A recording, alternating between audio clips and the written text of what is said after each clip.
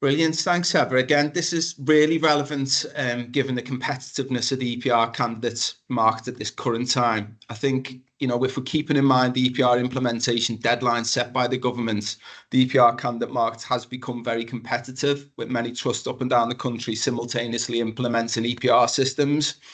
Often NHS organisations are going to be competing against each other for highly sought after and specialist EPR skills. And the way I'd sort of position any solutions is that hiring stakeholders within the NHS should undertake market analysis, or at least have, a good level of awareness when it comes to assigning budgets or daily rates against their resource needs so they can keep themselves competitive. And they also need to consider how they can make the opportunities as attractive as possible in a competitive candidate market. Another pitfall, it can be, not for everybody, but poorly defined project roles. So without clearly defined roles, objectives or scope, team members may not fully understand the deliverables of their roles, and this leads to misalignment against project requirements. It can create inefficiencies and ultimately a lack of delivery and possible project failure.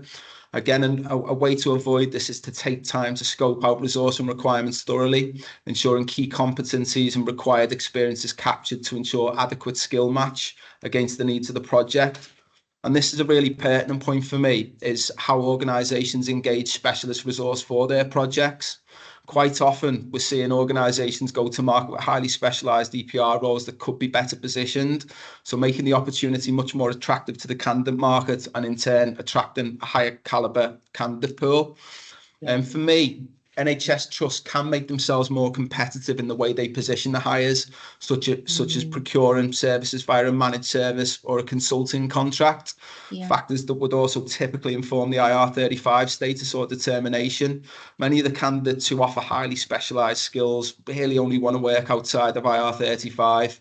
They will be running personal service stroke limited companies, and that suits their situation much better.